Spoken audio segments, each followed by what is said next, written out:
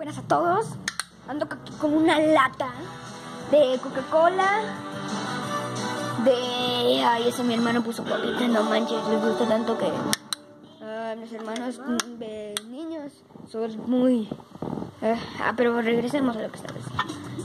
Lo hicimos con una lata de Coca-Cola.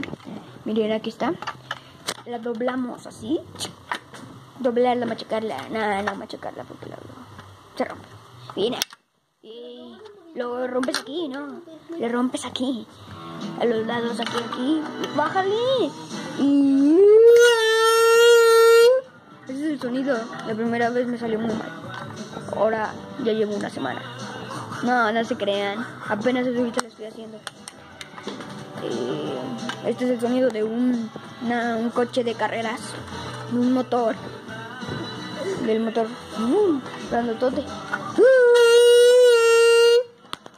Esto sería todo por el día de hoy. Espero que les haya servido. No acuérdense de la doble. Le cortan por aquí una ranuritas. ¿Sí? Esto sería todo. Y les haré otro video. Comenten si quieren que le haga una cosa, pues comenten. Si hacen muchas cosas, nada más pídanmelo. ¿Sí? Me despido. Háganlo, está chido.